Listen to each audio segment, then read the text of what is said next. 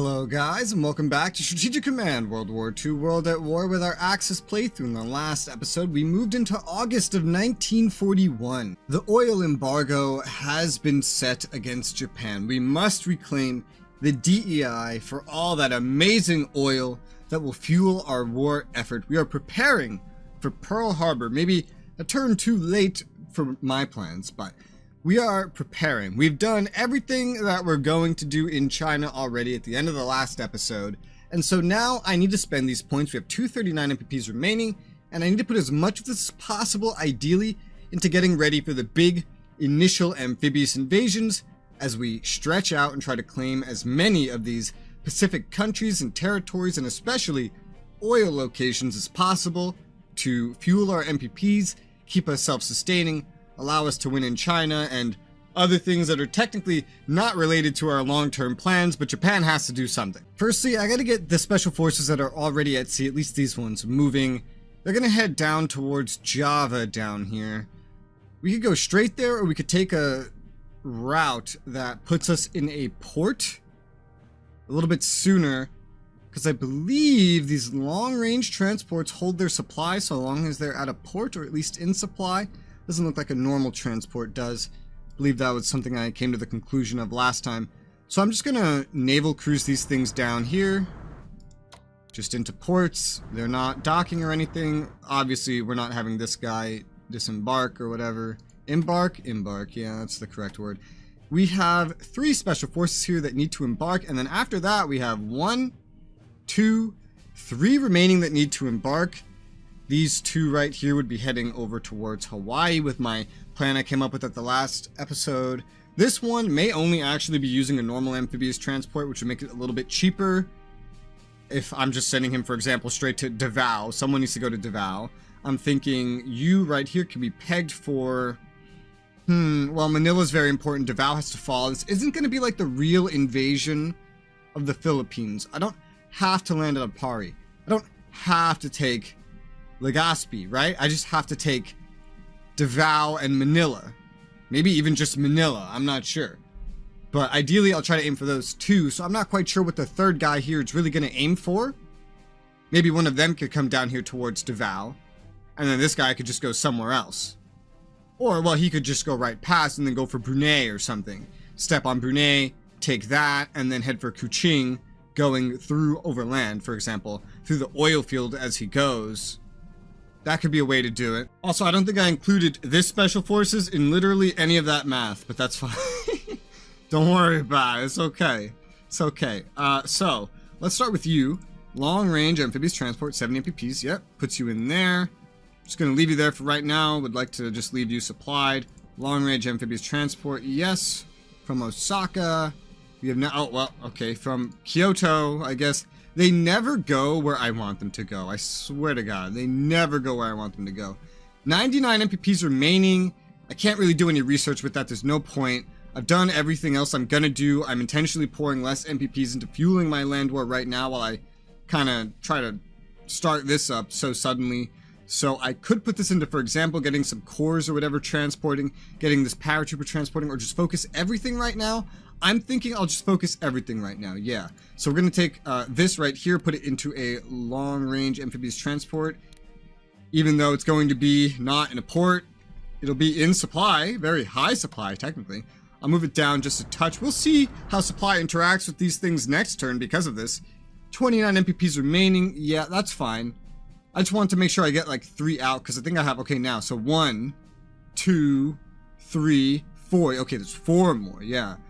I'm not moving at a pace at which I'm keeping up with this anyway, due to my very last-minute planning for the war in the Pacific, due to my not really understanding mechanically how it was going to go, but we're fine. We have time. We're getting 75 MPPs less per turn, but America's only at 45% mobilization, so they're getting like hundreds of MPPs less per turn. So in the long run, this is still working out pretty well for us. Now, let me tell you, every single inch of this Soviet front is a little more complicated today, because we have unlocked infantry weapons level 2 for the Germans. German tech is fueling the entire front. The Italians are focused completely elsewhere. So we have to figure out, like, who are we going to upgrade, how. We were in this dilemma with Japan earlier, except with Japan, We had very narrow routes to follow. We have a gigantic open front here where we have to make these decisions that will slow down our advance, make the advance easier, however. You know, that is until winter comes, and it's already August, so we're getting through some time. So down south here in Ukraine, it's most important to me that the German units are prioritized, not the coalition units, because the coalition units are being assigned to activities that are not quite as important. So immediately I'm just going to go ahead and we're going to attack with the 1st Hungarian army, this enemy corps that's sitting here completely surrounded. 4 damage dealt, 1 taken. Okay, it's a little worse than promised. We could probably finish off with the next attack. Slovakian Corps is technically running with the Germans. It doesn't have a dedicated HQ, so I'm not going to include that here. The army of Hungary and the Corps look like they can do the same thing, quite possibly because one's attacking across a river and the other is not. Yeah, that's entirely the reason. You can kind of see it at the bottom of the screen there. So the Corps will attack. There you go. National morale bonus. And who do I want to move up? Because I gotta move HQs forward, but sometimes HQs do better just where they are anyway, because they're generating from a more full supply point, and supply might actually get worse if I move them onto Uman, for example. I'm not sure, because I can't simulate movements, but we're gonna move the 1st army forward. We're gonna take this. It's generating 0 supply for me right now. This place is generating 4. I'm gonna go ahead and guess this is still gonna be the better point for supply. Yeah. For sure. So this army will stay here for now. It might even move forward a little bit more. Someone needs to secure this. It doesn't necessarily need to be anything German, because we could instead have this corps simply upgrade with better infantry weapons right now. And I could take the Hungarian corps that's already attacked and move that forward to right up here. Can't defend it as well, but bro, it's a river. And the enemies hardly have anything out here at all. I don't see how this could be a terrible idea. Certainly, there's no point to leave it standing still doing nothing. So, let's move it forward. We take this village, generating 4 supply here. Okay. That will help. We need to make sure, actually, can you... Okay, you can upgrade. It only needs 5. Ooh, look at those. Look at those new uniforms. Very snazzy. Ooh, okay. Well, I'm very tempted to get that upgrading. We need a lot of reinforcement as well with the Romanians. Reinforcements probably a little more important than upgrades for the time being, so all 3 of these Romanian units will just get their reinforcements, not upgrades, spending a fuck ton of MPPs, but we have a fuck ton of MPPs. I will go ahead and move the 1st army forward a little bit more, this Hungarian army. This one has not attacked. Okay, so that will be able to get some reinforcements / upgrades in for sure. The German troops are gonna... They're getting a little separated, I'm noticing. They're starting to get a little separated, like, right here. The Romanians, Hungarians really have to, like, end up taking over here anyway, so it's probably pretty good I move that corps forward. Because the Germans need to, like, refocus here and be prepared to spread east towards Stalingrad and then northeast, kind of, to link up with the rest of the force once we pass the Pripyat marshes. The rest of this and here is going to go to Romanians and Hungarians while they meet up with the Yugoslavians, who are then going to make more of a unified front, while the German fronts kind of mesh together as one, because this is going to be way too wide. This already is way too wide of a front to manage. That's why everything's all bulked up right here. As for the German side of what's going on here, though, we have a choice. It's either bomb the shit out of this corps, which is very susceptible to being attacked right now, or bomb the enemy that we're definitely not going to hurt, that's well entrenched, and might actually just hurt my planes. Obviously, I'm going to do the latter because the army is a higher value target, it owns Kiev, and it's blocking our path going directly east more, well, effectively. So, tactical bomber, I choose you. Alright, this is already great. I think we just got some XP, not sure. But we've lowered the readiness and morale of this enemy down a good bit. Now we're going to try to bomb it again. And, oh my god, we weren't supposed to do any damage. We also weren't supposed to take any, but 2 damage dealt, 1 taken. Readiness and morale has been, like, more than halved since before the first bombing at this point. That is really good progress to the point where even a prepared attack from this core can do some significant damage. So that is great. This tank will hopefully be helpful in driving these enemies out. I hope. We do have a prepared attack with these paratroops, so I'm going to just take advantage of that. Prepared attacks are invaluable. Let's go ahead and do our attack. 3 damage dealt. 1 taken, and elite reinforcement taken off, unfortunately. That's never the greatest. The Slovakian Corps will reinforce in place. It's going into recovery and upgrade mode. That is for sure. The Hungarian army here will do that as well. This whole force accomplished generally its goal here in Ukraine, and now it's going to strengthen itself for what comes next. I hate that this infantry weapons upgrade is going to be timed in the middle of my invasion in the middle of the summer, because that's going to make this like 1 month delay on a lot of units before they can push forward anymore, while I've been playing pretty aggressively anyway. Because I know they've scripted in the damage that is going to be dealt by the Russian winter, so... But you can't upgrade when you're on the front line, so I will naturally take the first corps and just go ahead and do its prepared attack as well. It's another reason to do the one on the paratrooper. Dealing 1 damage. The most important thing here is moving this guy out of the way. This guy is more of a side thought right now. So let's move these tanks forward, just right here. Okay, this is looking great.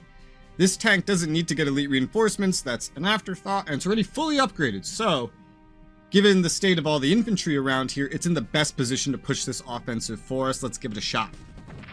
3 damage dealt, none taken. And there you go. Kiev opened up, no damage taken at all. I'll move this forward here to kind of shore up against this guy. You've already had your turn, so go take Kiev for us. And now, what's supply gonna look like? It's generating 4 here. We'll be able to move up to Zhytomyr soon with Von Lieb here, but not right now. We're gonna take this opportunity to get infantry weapons level 2 on this core. We'll do the same for this army. This would be just a very important upgrade. I mean, especially for armies, man. This is going to make a big difference while the Soviets get their own upgrades in. Next up, we have the 5th Corps, who's also going to get this upgrade. Almost everything in the main German force is going to be able to get its upgrades in this turn in Ukraine, which is really good, which means they just accomplished something big. They're going to have to essentially let this enemy corps get away, but the offensive is going to resume down here on the German side of Ukraine. I've already used like 300 MPPs. Holy shit.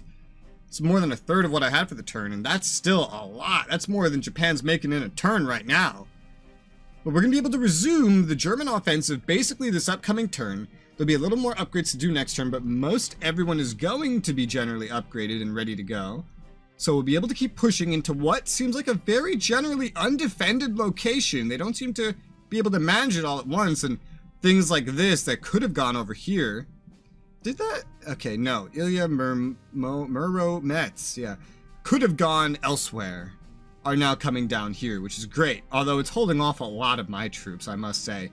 We're going to also pay some attention down here. Yes, we're going to take the 1st Yugoslav army and just attack again. 3 damage dealt. Let's see. I don't want to focus on this stupid train. I gotta break open this city. It's the most important thing to me right now. We'll use the 6th Yugoslavian Corps. 2 damage, none taken. And then the Bosanska Corps. 2 damage. We got some XP, 1 damage taken. The Bitaliska Corps. 2 damage. Okay, none taken. Please, for the love of God, let me kill this thing. Why is your attack value so shit? Oh, because you have, like, no supply, dude. You have no supply, that's why. It may be best if I was gonna just upgrade this, but it may be best to just go full aggression on this bitch. Supply is projected to look amazing next turn, and I'm not sure why. I think it's because supply is not being blocked as much now that this is not at 10 strength. I have no idea. So I'm gonna take the Bitaliska Corps. We're gonna move it forward. I know, weird, right? Forward. using its mobility, will take the Belgrade core. We're gonna attack.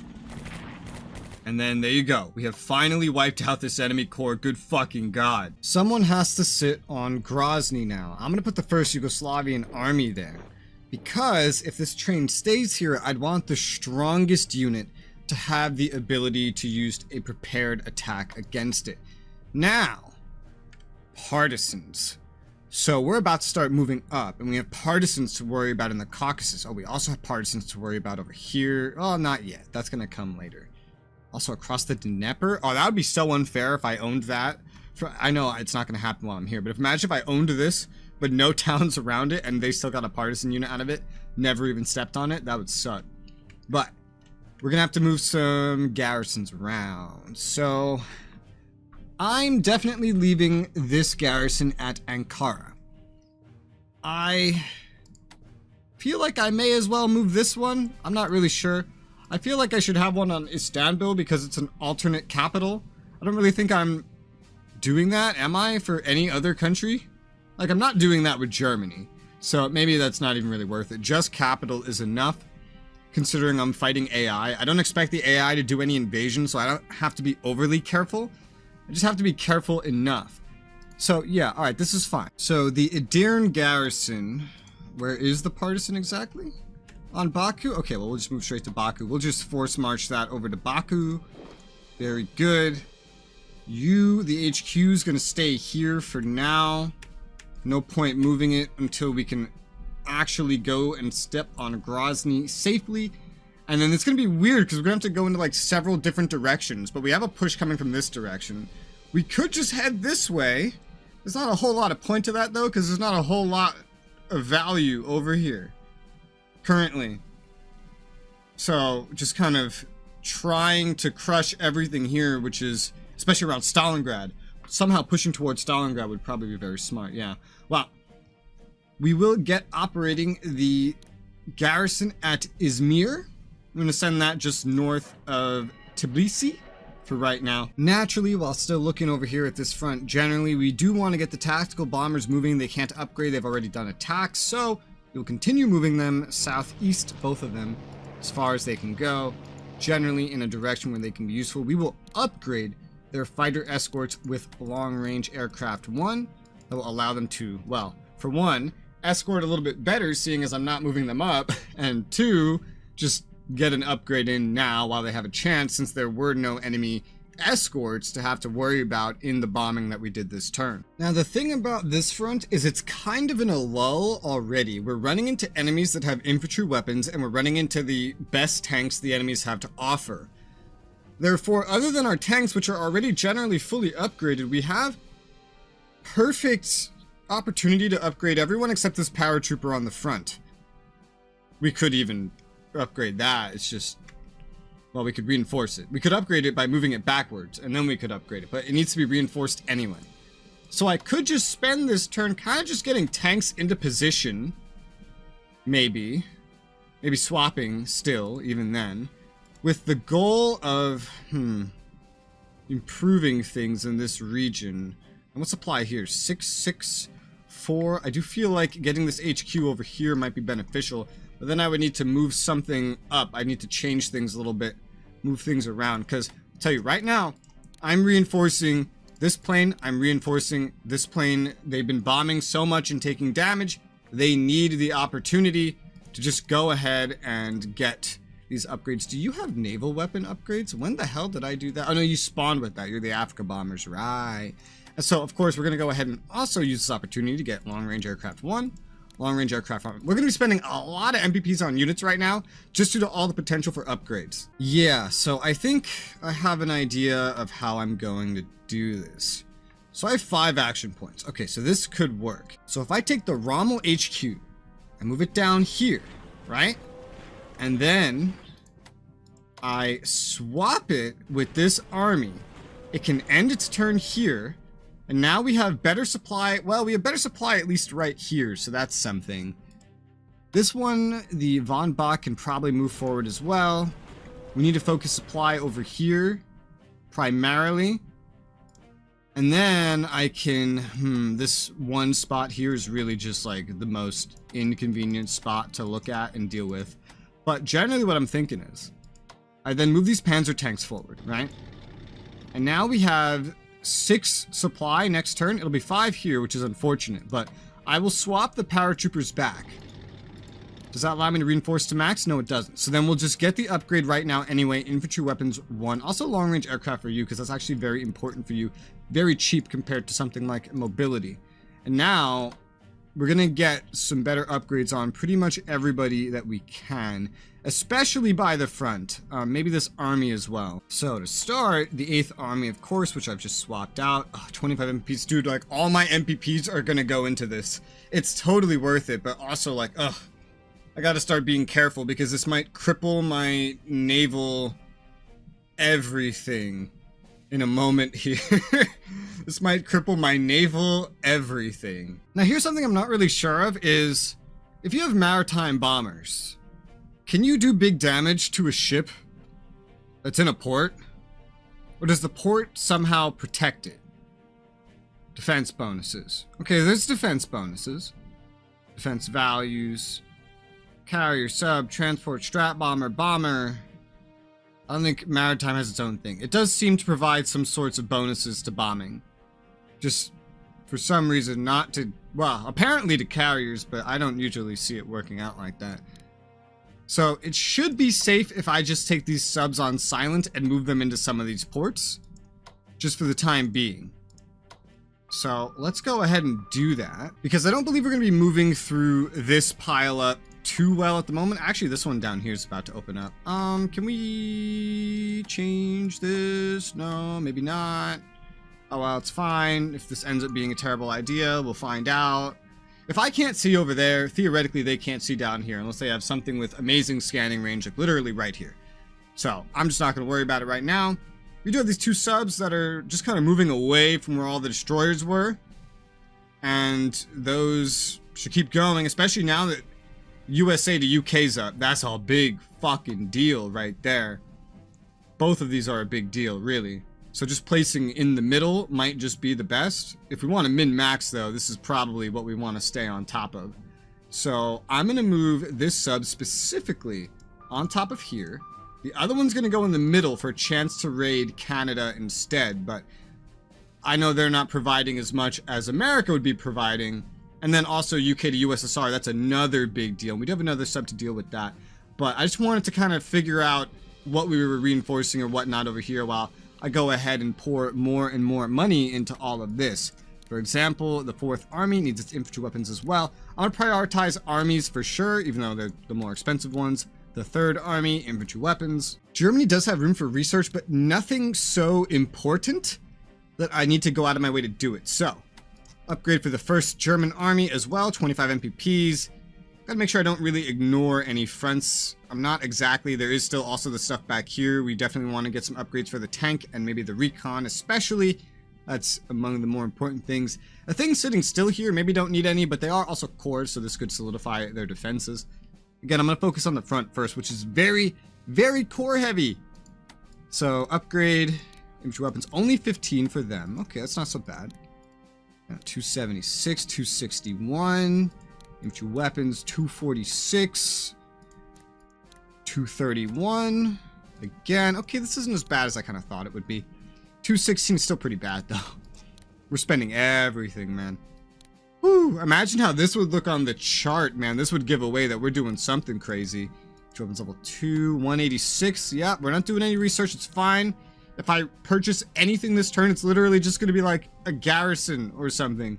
So, yeah, this whole front up here is just going into kind of upgrade modes, prepare for the next attack, which is going to be starting basically next turn. Probably some bombing on Orsha, and then tanks just try to plow through it, and then infantry spills through towards Smolensk. That's my idea. Not going to be a lot of excitement over in Finland, just some reinforcing for now, and then this is going to be followed up with just some upgrades, so yeah, not a lot of back and forth to be seen here. We're down to 149 MPPs.